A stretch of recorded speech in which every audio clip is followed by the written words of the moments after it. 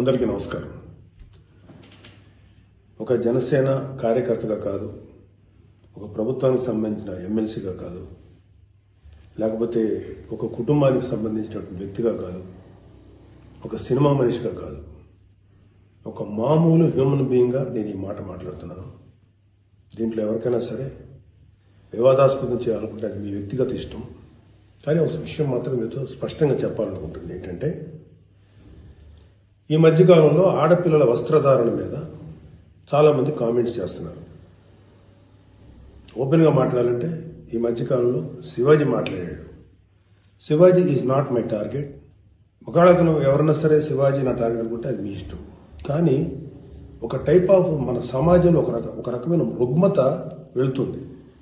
అదేంటంటే moral policing. It's called moral policing.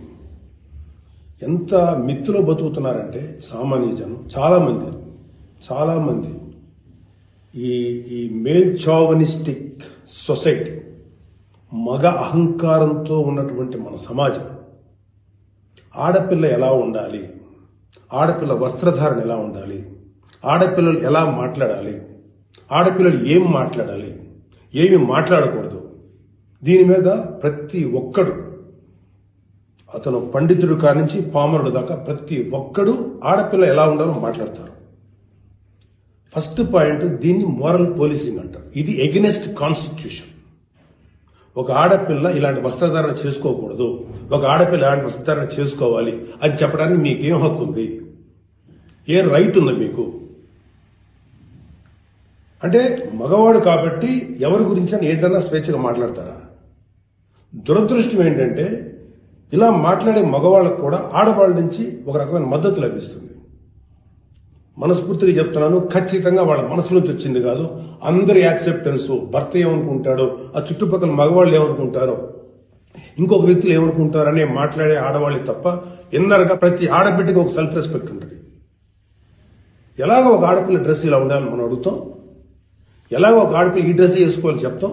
ప్రపంచంలో fashion అనేక రకాలుగా మారుతుంటుంది. అది ఎలాగైనా ఉండొచ్చు. దయచేసి మన చెల్లెలు, మన తల్లి, మన చెల్లెలు అందరూ మనవాళ్లే, మన బిడ్డలే. ఆడపిల్ల కాబట్టి ఆ అమ్మాయి ఇలా ఉండాలని చెప్పే హక్కు మనకు లేదు.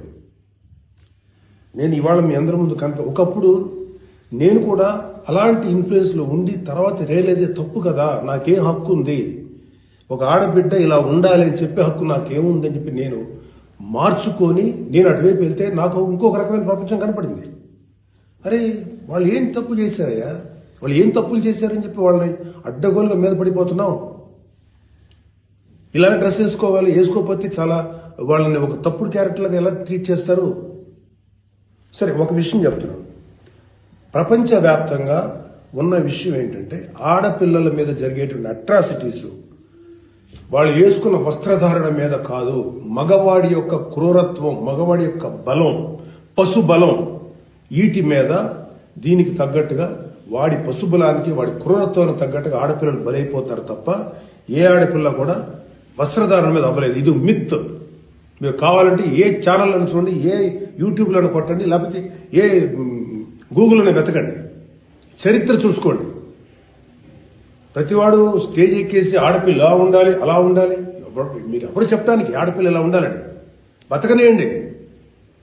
ఏ మగవాడితో సమానంగా బతికే హక్కు లేదా ఆడపిల్లలకి? ఏ వాళ్ళకి నచ్చిన డ్రెస్ వేసుకునే హక్కు లేదా? సెక్యూరిటీ అనేది ప్రతి ఒక్కరి హక్కు, ప్రతి ఒక్కరి ఇవ్వదు, ఆడ కానీ మగ కానీ. అయితే ఎస్పెషల్లీ ఆడపిల్లలు రక్షించాల్సినటువంటి వ్యవస్థలు, ఆడపిల్లలు రక్షించాల్సినటువంటి పరిస్థితులు లేవు. అంటే మోస్ట్ ఇన్సెక్యూర్డ్ ప్రపంచంలోనే ఇంకా మనం ఉన్నాం. నా యొక్క కన్సర్న్ ఏంటంటే మీరు ఎలాగైనా ఉండండమ్మా, ఎంత స్వేచ్ఛగానే ఉండండి, ఎలాంటి వస్త్రధారణ చేసుకోండి. కానీ మీరు అది సెలబ్రిటీ అవనండి, సినిమా యాక్ట్రెస్ అవనండి, పాలిటిక్స్లో ఉన్నటువంటి ఫీమేల్ అవనండి, చిన్నపిల్లలు అవనండి, పెద్దవాళ్ళు అవనండి, మీరు బయటికి వెళ్ళేటప్పుడు, మీరు వెళ్లాల్సినప్పుడు ప్రాపర్ రక్షణ వ్యవస్థను ఏర్పాటు చేసుకోండి. వ్యక్తిగతంగా మిమ్మల్ని మీరు రక్షించుకునేటువంటి వ్యవస్థను ఏర్పాటు చేసుకోండి. మీరు అవసరమైతే ఒక ఆత్మరక్షణ సంబంధించినటువంటి విద్యలను నేర్చుకోండి, లేదా ప్రాపర్ ప్రొటెక్షన్ అంటే ఒక సెక్యూరిటీ పెట్టుకుని ముందుకెళ్ళండి. మన దురదృష్టం, మన కర్మ ఏంటంటే ఇంకా మేల్ చావనిస్టిక్ పిగ్స్ ఉన్నటువంటి మన సమాజం ఇది. దుర్మార్గులైనటువంటి మగ జాతి ఉన్నటువంటి సమాజం ఉంది. ఎలా పడితే అలాగ అవకాశం దొరికితే చిన్న పెద్ద తేడా లేకుండా పశువుల్లో ప్రవర్తించేటువంటి మనస్తత్వం చాలా మంది మగవాళ్ళలో ఉంది. పబ్లిక్ లో ఒకేసారి గుంపుగా చేసేటువంటి అకృత్యానికి మేము దొరకమనేటువంటి మనస్తత్వం ఉన్నారు. మీరు ఎలా ఉండాలో అలా ఉండండి, మీకు ఎలా కావాలో అలాగే ఉండండి, ఎలాంటి డ్రెస్ వేసుకోవాలో అలాగే వేసుకోండి, తప్పలేదు. చెడ్డ పనులు చేయకండి, యాంటీ సోషల్ ఎలిమెంట్స్ గా బారకండి, క్రైమ్ చేయకండి, ఇది చెప్పండి మీరు. అంతేగాని ఇలాంటి డ్రెస్ వేసుకోవద్దు, ఇలా ఉండొద్దు, ఎలా హక్కు ఉందండి మనకి? మగవాళ్ళకి ఏ హక్కు ఉందండి? మహా చెప్పాలనుకుంటే అమ్మ మీ మీద ఎవరన్నా అటాక్ చేస్తే తిరిగి కొట్టగలిగేటువంటి శక్తిని సంపాదించుకోండి, డిఫెన్స్ నేర్చుకోండి. ఇది ఒళ్ళంతా బట్టలు కప్పుకున్న ఆడబిడ్డలకి ఇదే వర్తిస్తుంది. ఒక స్టైల్ గానో లేకపోతే ఒక మోడర్న్ గా ఆడుకున్న డ్రెస్ వేసుకున్న ఆడపిల్లలకి ఇదే వర్తిస్తుంది. దీనికి మగవాడి యొక్క చండాలమైనటువంటి మనస్తత్వం చాలా, అంటే నాట్ ఆల్ మేల్, సపోజ్ కొంతమంది క్రూయల్, ఒక ఆడదాన్ని విలాస వస్తువు చూసే ప్రతి మగ వెధవకి చెప్తున్నాం, వాళ్ళకి ఏనా ఒకటే, ఒళ్ళు నిండా బట్టలు కప్పుకున్నా ఒకటే, మోడర్న్ గా స్టైల్ గా బట్టలు వేసుకున్న ఆడది ఒకటే. వాళ్ళు కొంతమంది గురించి ఆడపిల్లలు ఇలా ఉండాలి అలా ఉండాలి చెప్పడానికి ఏంటి? మీరు ఒకసారి వడ్డాది పాపయ్య గారి బొమ్మలు చూసారా? మన అజంతా శిల్పాలు చూసారా? చాలా స్టైలిష్ గా మోడర్న్ గా ఉంటాయి. అంటే ఆడదానికి వస్త్రాలంకరణ అనేది ఆయా సమాజాల యొక్క కల్చర్ని బట్టి మారుతుంటది. ప్యాంటు షర్ట్ వేసుకుంటే తప్ప, చుడిదార్ వేసుకుంటే తప్ప, లేకపోతే మోడర్న్ గా మిడ్డీ వేసుకుంటే తప్ప, ఇది వాళ్ళ తప్పు కాదు. వాళ్ళకి సరిగ్గా రక్షణ కల్పించలేకపోవటం, రాజ్యాంగమైనటువంటి మన ప్రభుత్వ వ్యవహారం వాళ్ళకి సరిగ్గా రక్షణ కల్పించకపోవటం ప్రభుత్వ వైఫల్యం అవుతుంది. దాన్ని ఎంకరేజ్ చేసి దాన్ని అడ్డుగా తీసుకొని ప్రభుత్వం యొక్క వైఫల్యాన్ని అడ్డుగా పెట్టుకొని దాన్ని చెల్లరిగిపోయే దుష్కర మూకల యొక్క పని తప్ప ఆడపిల్లల తప్పు కాదు.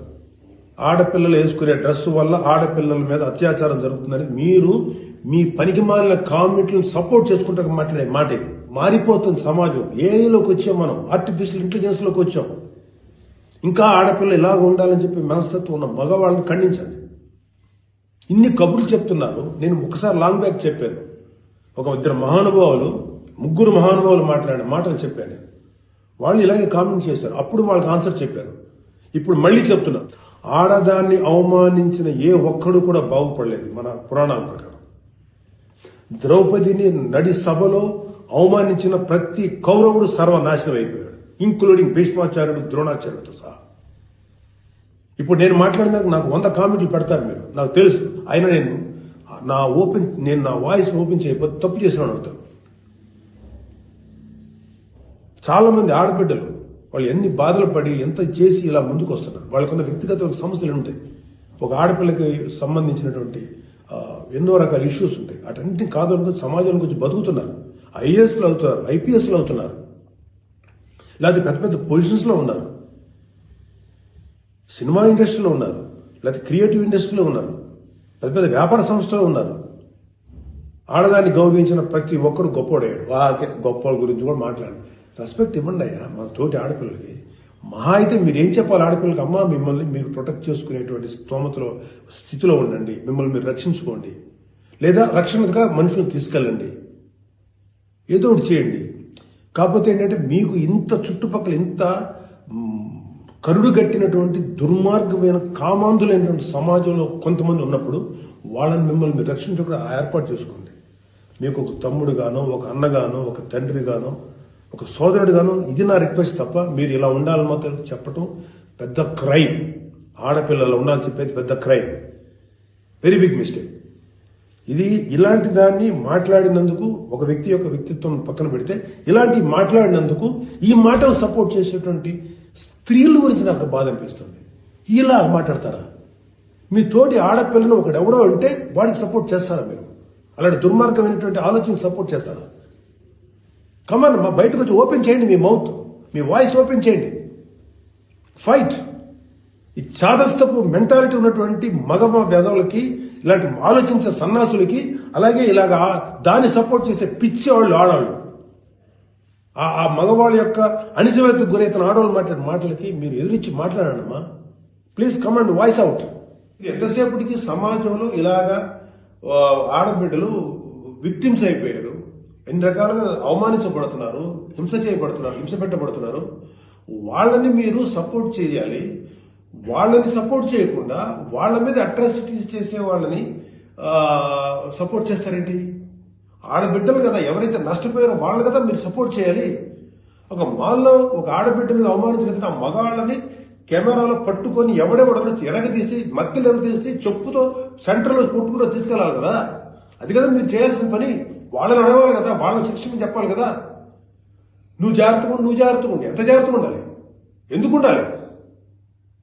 ఇప్పుడు ప్రతిసారి ఎప్పుడు విక్టిమ్ అయిపోయిన ఆడబిడ్డల మీదే మీరు క్రైమ్ నేరం మోపుతుంటే, వాళ్లే తప్పు అంటుంటే అంటే పర్లేదు, ఆడబిడ్డల మీద క్రైమ్ చేసిన తప్పలేదు, వాళ్ళు జాగ్రత్తగా ఉండాలి, మగవాళ్ళు మాత్రం ఏమనకూడదా? వాళ్ళకి చెప్పండి. దుర్మార్గం చేసిన ఆడబిడ్డల మీద దుర్మార్గం చేసిన మగవేదలు చెప్పు తీసుకుంటా మాట్లాడండి దమ్ముంటే. అంతేగాని ఎవరైతే నష్టపోయారో వాళ్ళను అనకండి. ఆ స్థానంలో మన బిడ్డలుంటే ఎంత బాధపడుతుందో అది ఆలోచించండి. ఈ మోరల్ పోలీసింగ్ నుంచి మీరు బయటపడేదాకా మీరు మనుషులు కాదు. Moral policing is a bloody nasty thing. ప్రపంచం అంతా ఆడబిడ్డలంతా సఫర్ అవుతుంది మోరల్ పోలీసింగ్. ఈ మోరల్ పోలీసింగ్ ఎక్కువ ఆడపిల్లల మీద రుద్దపడుతుంది. ప్రపంచవ్యాప్తంగా ఆడపిల్లల మీద రుద్దపడుతుంది. ఎవరైతే సమాజంలో గొప్పగా మాట్లాడుకున్న వ్యక్తులు ఉన్నారో వాళ్ళకి చెప్పండి.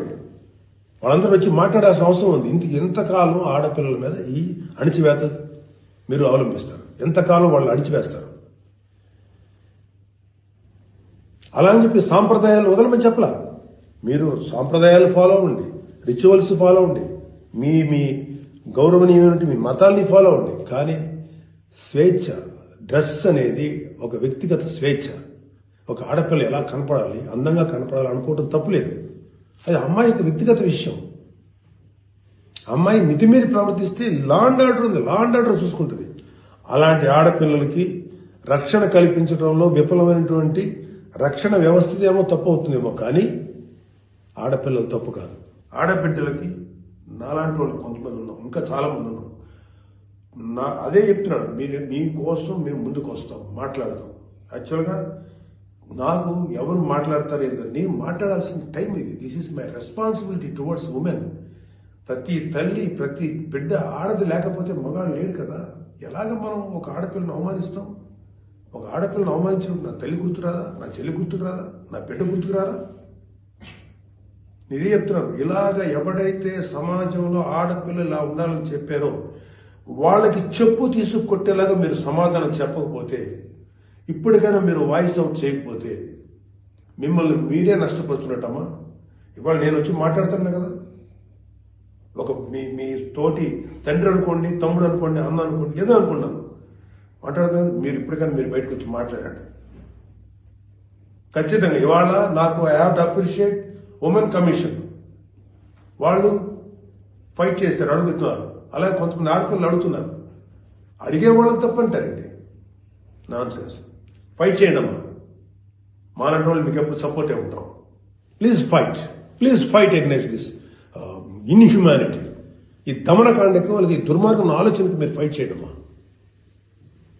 But come out, voice out please తల్లి. నమస్కారం.